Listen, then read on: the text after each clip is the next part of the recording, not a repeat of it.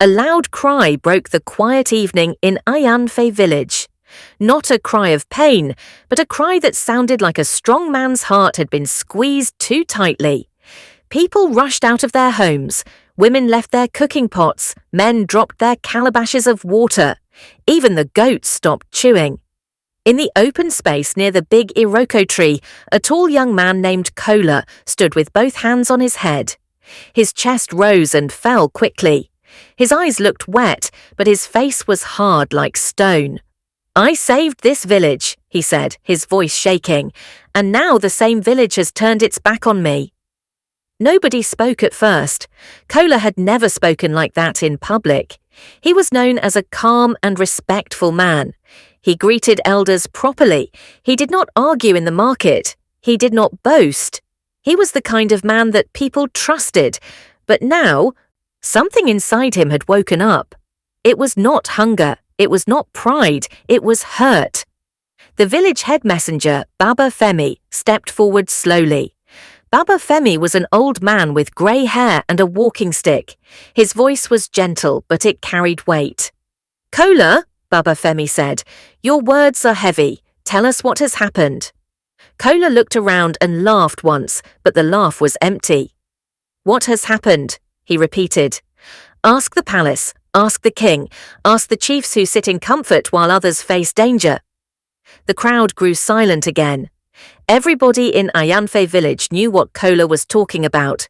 They just did not expect him to say it out loud like that, under the iroko tree where village matters were settled. That night, the wind blew softly through the tall grass. The moon watched quietly above. And the story of how Kola became the most powerful man in the village began to spread like fire through dry leaves. The village that could not sleep, Ayanfe village, was not a poor place. The soil was rich and brown. Yams grew big. Cassava grew well. Palm trees stood like tall guards along the paths. The river nearby was clean, and fishermen returned each morning with fresh fish that glittered like silver. The people of Ayanfe were known for their kindness. Visitors often said, "This village has peace," but that peace did not last. A far village called Oko Agbara had strong men who had become troublesome. They did not farm enough. They did not trade with patience. Instead, they began to take what did not belong to them. They would arrive suddenly, mostly at night, sometimes very early in the morning. They would carry away bags of yam. They would take baskets of dried pepper. They would seize goats and chickens. They would cut open palm fruits and pour away the oil, laughing while they did it. And the worst part was not even the stolen food. They would also force women to leave with them, making families cry and suffer. The women were adults, wives, traders, and hard-working farmers, but the attackers treated them like things, not like human beings. The people of Ayanfe lived with fear. When evening came, doors were locked early. Cooking fires were put out quickly. Dogs barked at every small sound. Men carried sticks and stood at corners, but their hands shook. Even the village children were not outside to play at night anymore. The village became quiet, not because everyone was resting, but because everyone was worried. The king of Ayanfe, King Oba Adebayo, did not sit and watch. He called meetings. He sent messengers to talk to the leaders of Oko Agbara. He asked the chiefs to gather strong men to guard the village. The chiefs tried. They set traps. They planned night watches. They posted guards by the river path. They even sent people to warn nearby villages. But the attackers were always ahead. They knew the secret paths. They moved like shadows. They struck and disappeared before anyone could catch them. Soon the villagers began to whisper, "Maybe we are cursed. Maybe the ancestors are angry. Maybe the king is not strong enough." Those whispers were painful, and the king felt the weight of them in his chest like a stone. The king's promise. One morning, the village announcer, Oja, beat his gong loudly. His voice echoed through the village as he walked from one end to the other. "People of Ayanfe," he called, "come and hear the words of the king." Men and women came out. Some stood with crossed arms. Some held hoes. Some held babies on their backs. Faces looked tired. Eyes looked scared. Oja stood under the iroko tree and lifted his hand. "The king says," Oja announced, "that anyone who can stop the oppressors from Oko Agbara will receive a great reward." The people murmured. Oja continued, "The king promises land, riches, and honor. The king says the savior of Ayanfe will never lack." When Oja finished, silence followed. Many people looked down. Stopping Oko Agbara felt like trying to stop a storm with bare hands. Then a voice spoke from the crowd. "I will do it." People turned. It was Kola. He was not the tallest man in the village, but he stood straight.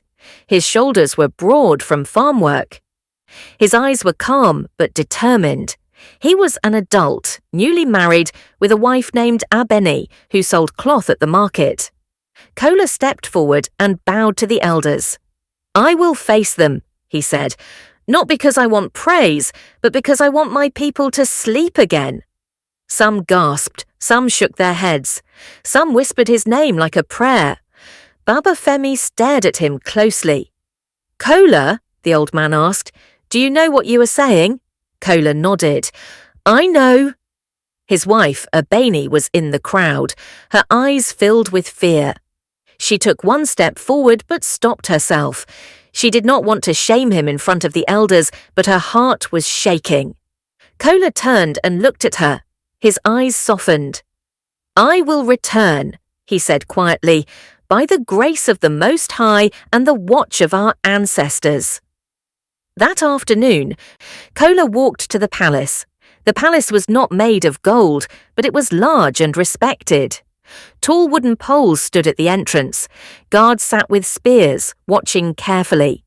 Kola greeted properly and entered. The king sat on a carved stool. Chiefs sat around him. Their wrappers were neat. Their faces looked serious. Kola bowed low. "My king," he said, "I have come to answer your call." King Oba Adebayo leaned forward. His eyes were tired. He had not slept well for many nights. "You are brave," the king said. "Tell me, Kola, how will you stop them?" Kola did not speak carelessly. He spoke with careful thought. "My king," he said, "strength alone cannot win. We must use wisdom, planning, and unity." The chiefs looked at each other.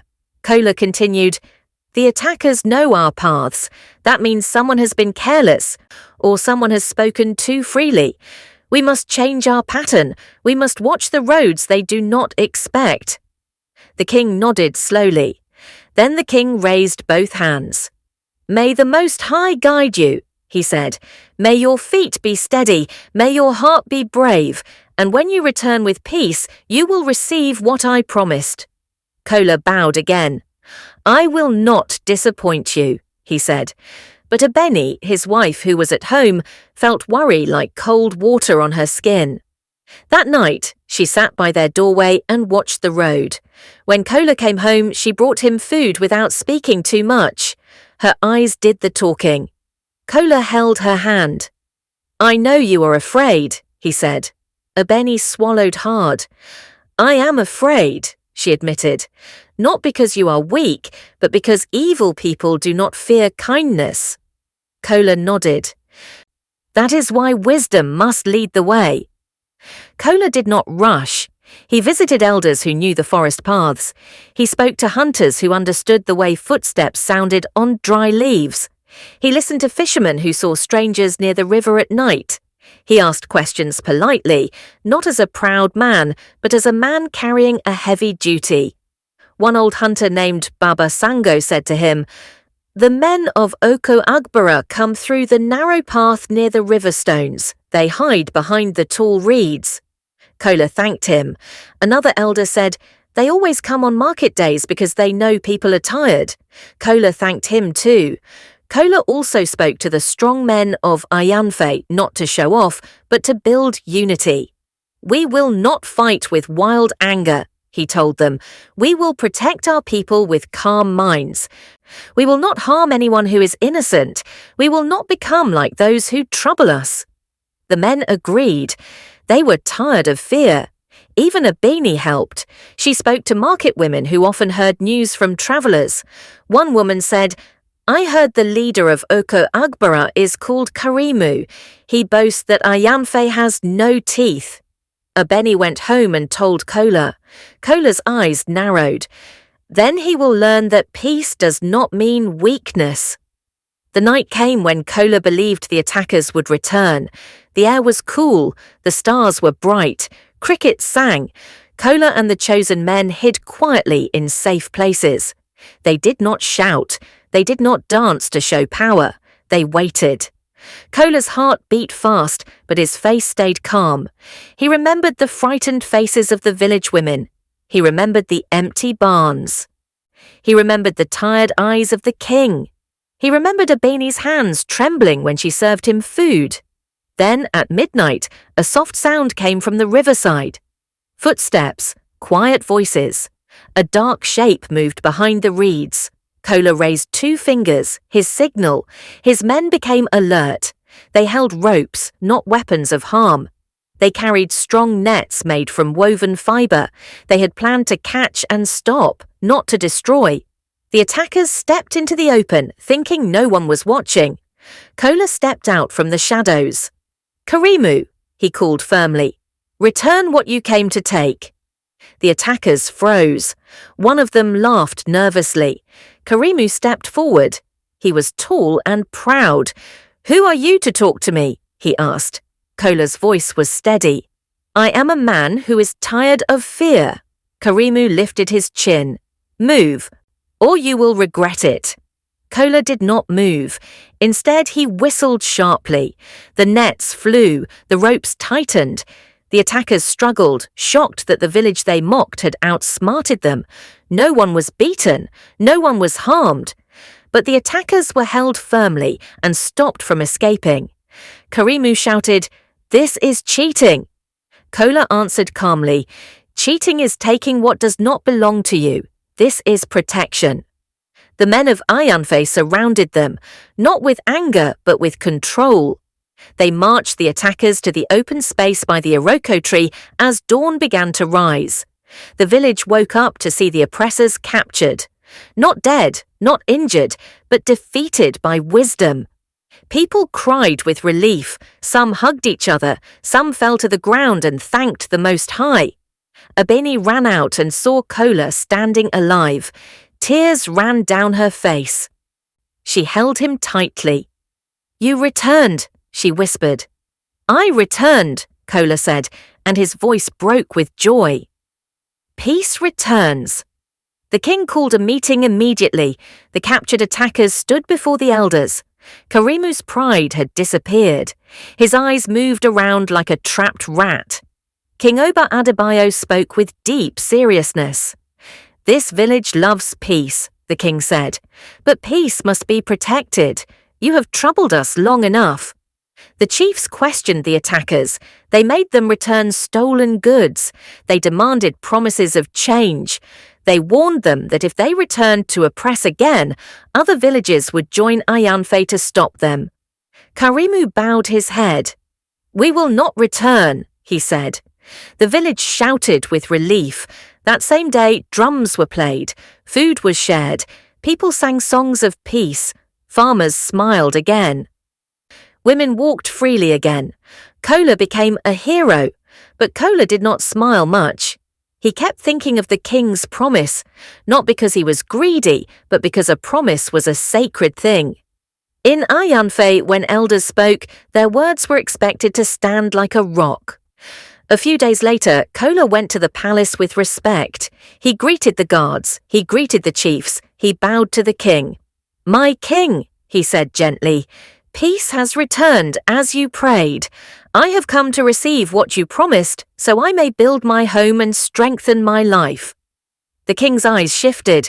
The chiefs looked away. A cold silence filled the palace.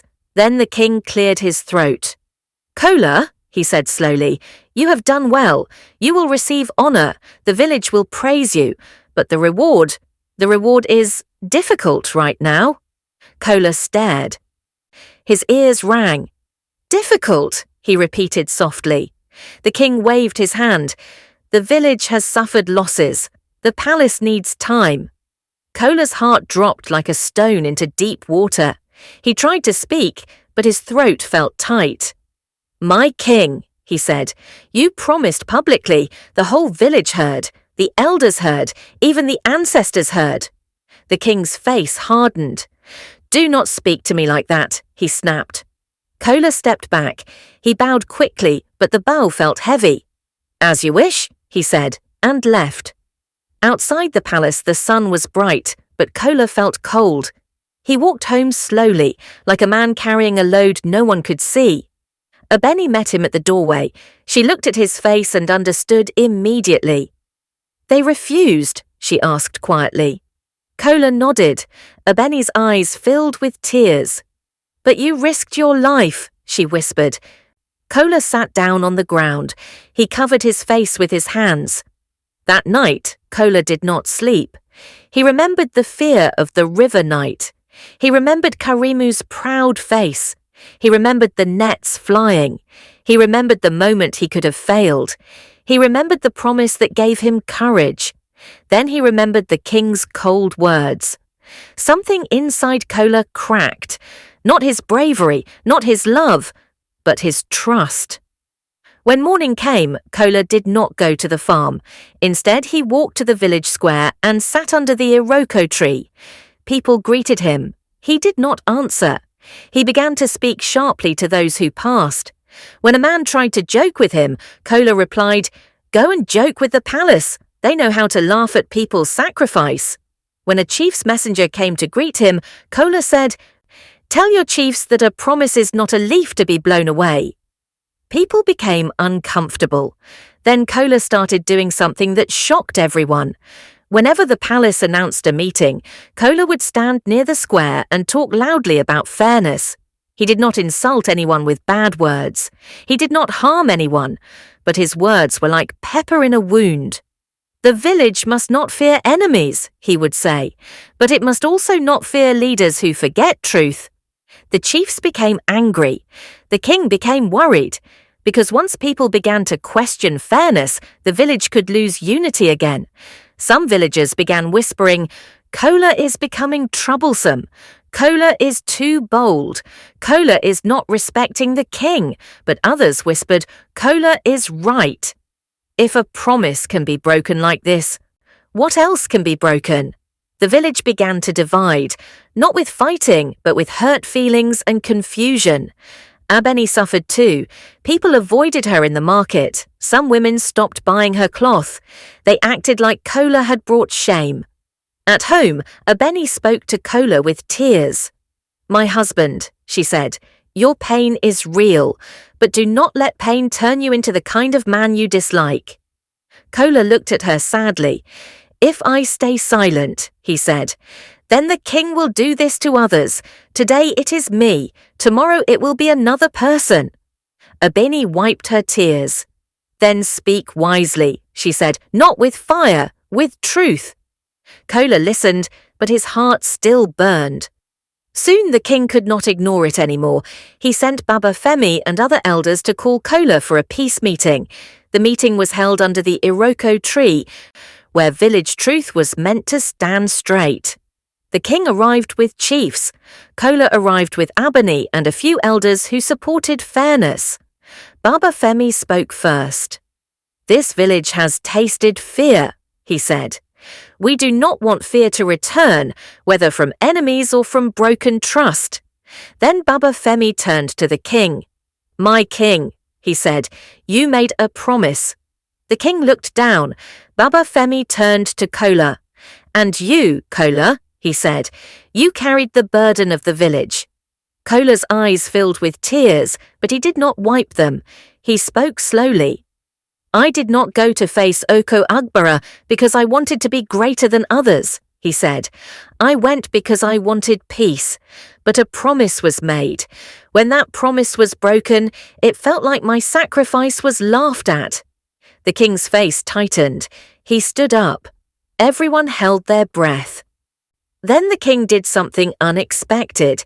He stepped forward and bowed slightly, not fully like a child, but enough to show humility. "Kola," the king said, "I was wrong." Gasps rose in the crowd. The king continued, "When peace returned, I became proud. I thought the village would forget the promise because happiness had come back. I forgot that happiness does not cancel truth." The king raised his voice so everyone could hear. "Today," he said, "I will correct my wrong." He turned to his chiefs. "Bring what was promised." Men brought items, bags of cowries, wrappers, farmland papers, and gifts of honor. The king spoke again. "Not only will you receive the reward, you will receive twice what I promised." The crowd murmured in shock. Kola's mouth opened slightly. His chest trembled. Then the king added, "And because you have shown wisdom and courage, I will make you the village warlord, not to oppress people, but to protect the village and train men in discipline." Baba Femi nodded slowly. "A warlord who understands peace is a rare blessing," he said. Kola's eyes overflowed with tears now, not tears of anger, but tears of release. He stepped forward and bowed. "My king," he said, "I accept, but I also ask for something." The king looked surprised. "What do you ask?" Kola turned to the villagers. "I ask that the palace teaches the chiefs and leaders that promises must be kept," he said, "so that no other person will feel what I felt." The king nodded. "It will be done." Abeni smiled through her tears. She held Kola's hand tightly. The most powerful man. From that day, Kola became the most powerful man in Ayanfe village, but not because he wanted to control people. He became powerful because he learned two things. Courage can stop oppressors. Truth can correct leaders. Kola trained men to guard the village properly. He taught them to watch carefully. He taught them not to bully anyone. He taught them to protect women and respect elders. When travelers passed through, they said, "Ayanfe is peaceful again." When the men of Oko Agbara heard Kola's name, they stayed far away. They did not dare to return. Kola also changed inside. He learned that anger can destroy peace if it is not guided by wisdom. He learned that even strong people can cry. He learned that forgiveness does not mean forgetting. It means choosing unity after truth has been restored. One evening, Kola sat with Baba Femi under the Iroko tree. Baba Femi said, "Kola, your reasons shocked the village. Many thought you became troublesome because you wanted power, but your trouble came from a wounded heart." Kola nodded. "I was hurt," he admitted, "but I also learned that pain can teach a man to speak for what is right." Baba Femi smiled. "Yes," he said, "and you also learned that leaders can make mistakes, but wise leaders correct them." Kola looked toward the sunset. Abeni came and sat beside him. Peace rested on the village like a soft blanket. And that is how the man who became troublesome because of a broken promise became the most powerful protector of his people, because he fought enemies with wisdom, and he fought disappointment with truth. Moral lesson: a promise is precious, and keeping it builds trust. Also, courage is strong, but wisdom and fairness are stronger when protecting peace.